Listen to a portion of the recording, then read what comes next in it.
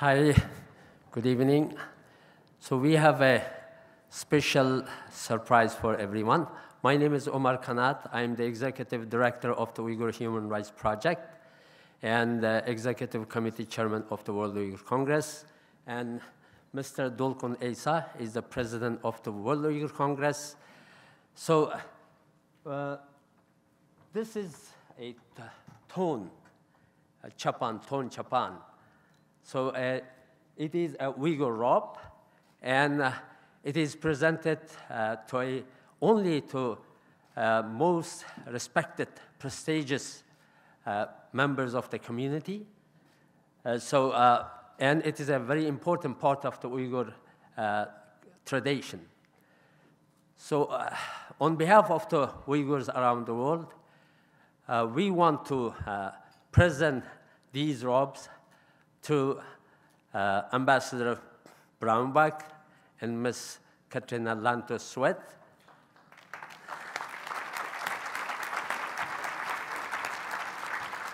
As a token of thanks and appreciation for their extraordinary support, extraordinary help, and their work on behalf to advocate on behalf of the Uyghur and other most vulnerable people around the world. And also we congratulate Ambassador Brownback and Ms. Katrina Lantos for their leadership and on amazing summit, amazing successful summit. Yeah.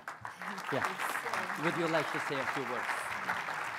Well, as Omer cannot say, this is Doppa and the tone. It is very simple, but it is very special for the Uyghur people and all Central Asia, Kazakh, Uzbek, Kyrgyz people. This is the symbol of the Uyghur identity, and it is a symbol of the respect to the honorable guest. So that's why this is the gift for the Uyghurs in the diaspora and the Uyghurs in our homeland in East Turkestan.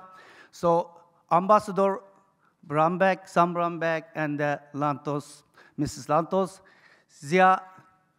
you are both being of voice of the voiceless people, like Uyghur people. So without your help, we cannot succeed. Without your help, today, nobody knows the Uyghur issue. Today, because of your help, no Uyghur genocide, ongoing genocide, and taking more international attention. That's why we say thanks to you.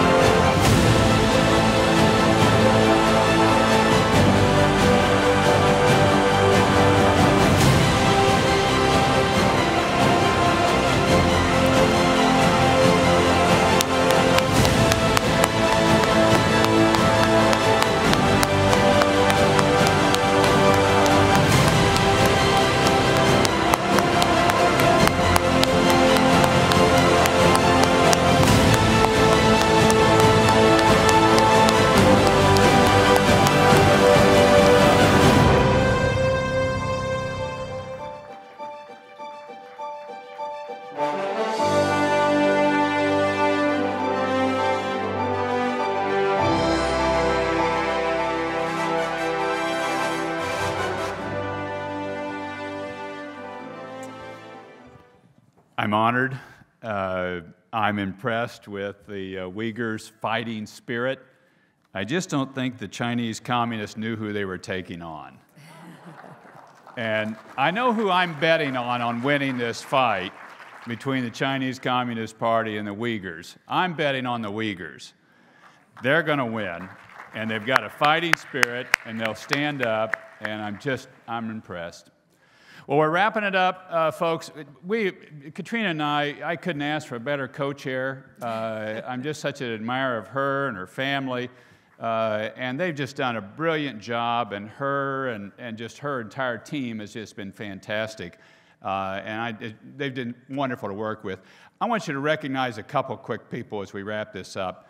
We do all of this with one person most of the year, and that's a young man by the name of Peter Burns. And I want to bring Peter up on the stage and recognize Peter. Peter, way to go.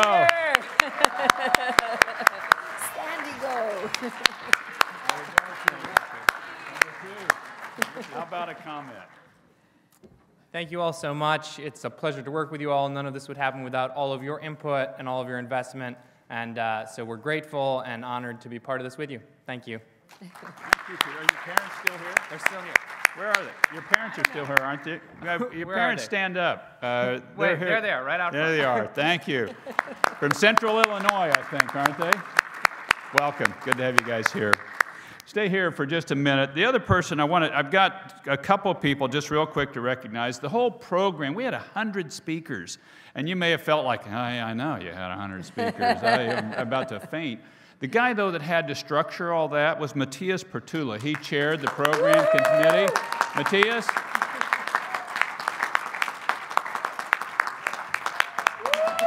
He did a great job. High five. High five. Way to go. Thank you. Good. How about a comment? Sure. So 101st speaker. 101st. No, it's an honor and a privilege, and this is just huge honor to serve all of you, to put on this incredible program. I believe God really blessed it. We had a great couple of days here. Sorry, a couple of the plenaries went a little bit longer, but I think we did really well. We accomplished a lot of good work here, and if the worst thing that we can do is to have a great conference and then do nothing. Now we're going to start doing the real work that we all do throughout the years. So thank you for all that you do. Nice job. And then one other guy I really want to recognize. This all takes a lot of financing. And there was one guy that literally was pulling his hair out to get all the money pulled together and keep everybody kind of moving forward, and the hotel half satisfied and everything. Paul Murray is the vice chair of the IRF Secretariat. Paul, where are you? Come on up, Paul.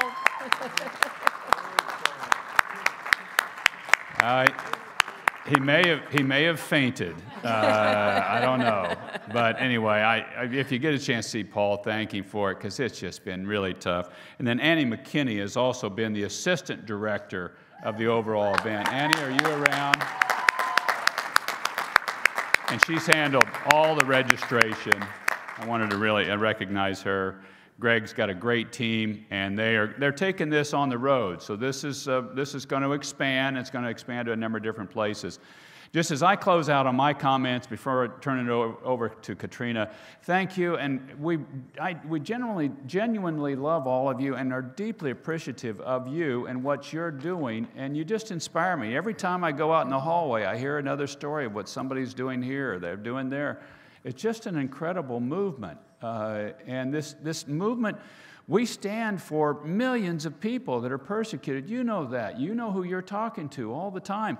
And so we get a nice meal and we get a nice program, but we all know why we're doing this. We all know why Ennis Freedom, who's my new favorite NBA basketball player, why he does this. It's because of the millions that are suffering. You know, I mean, we don't do it for the awards, it's for the millions, billions in some cases. And we just keep after it, keep going. We don't grow weary in doing good. And you won't, and please don't, because this is just too important. There's too many people dependent upon us. We quit, things crash. And it's not anywhere near perfect, but there are a lot more people surviving today and out of jail because you are active. And there'd be a lot more people dead and in jail if you weren't active. That's just the basic, raw facts of it.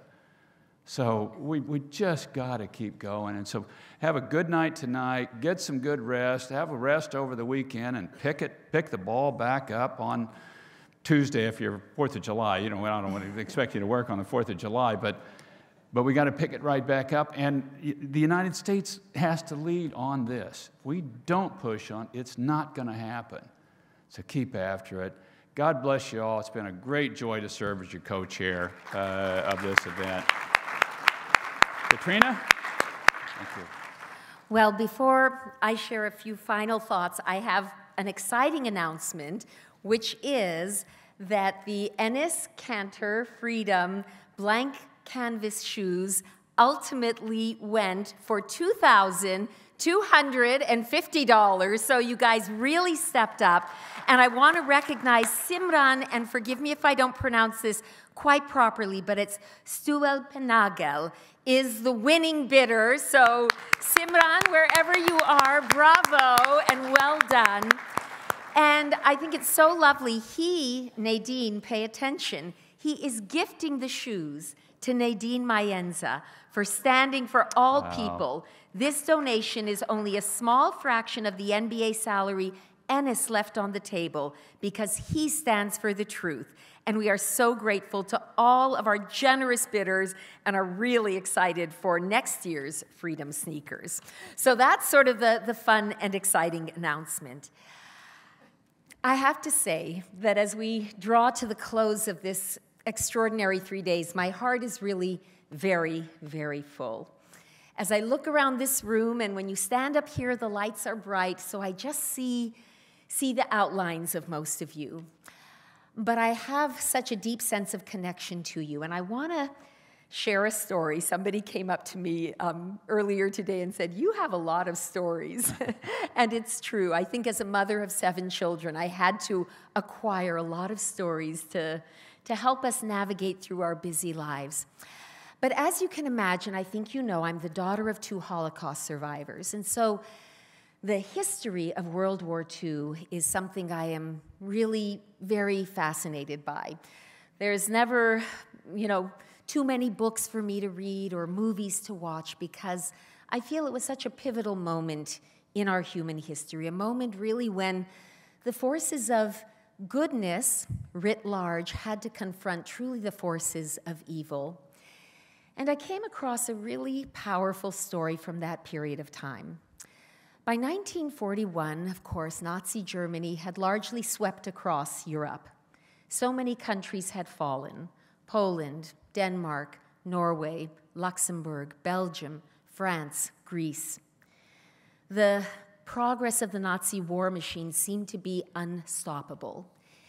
And one nation at that point stood alone: England.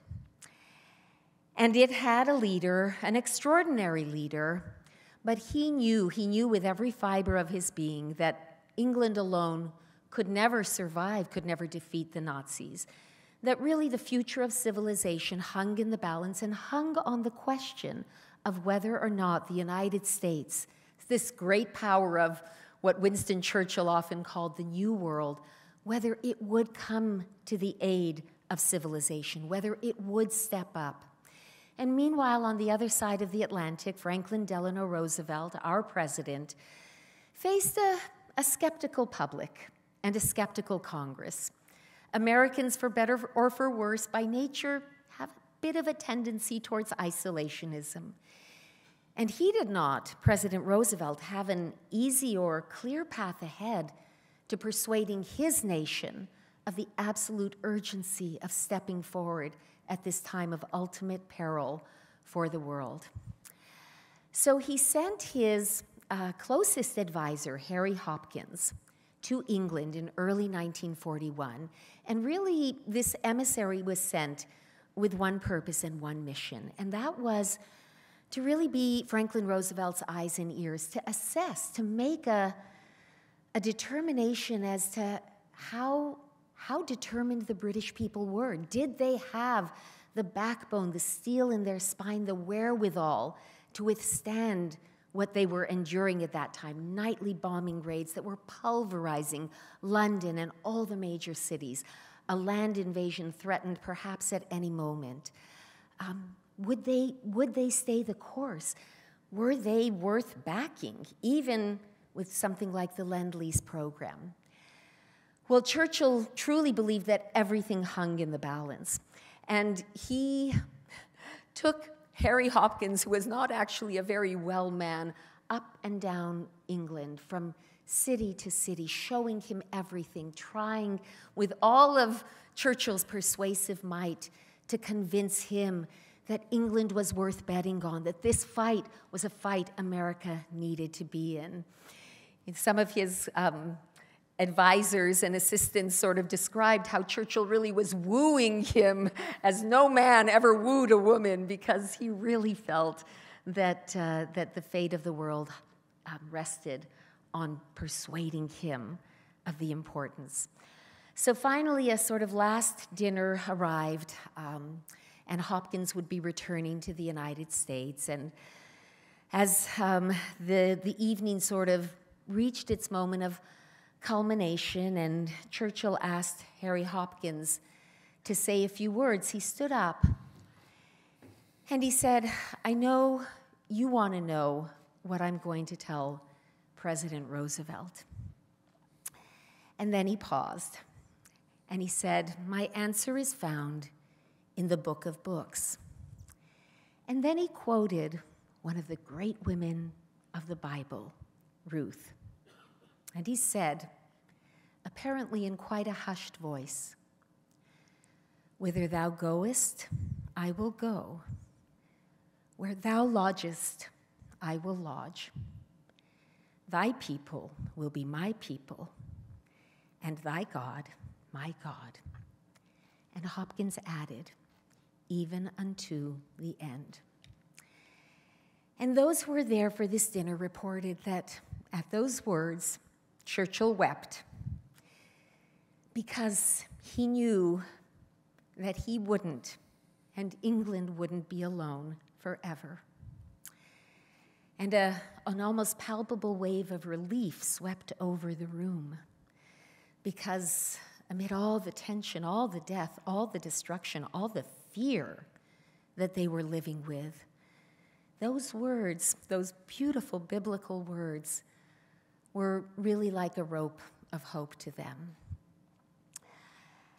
And that story came to me as I thought about the way I feel about the people in this room, my brothers and my sisters of so many traditions, Jewish and Christian and Muslim and Ahmadiyya Muslim, and the Baha'is and the Yazidis and the Falun Gong and the Hindus and the Sikhs, and I could go on, and forgive me if I haven't mentioned you.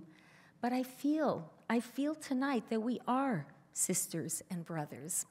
I feel that tonight there is this bond, and that we really could say to each other, "Whither thou goest, I will go." You're not going to go there alone anymore.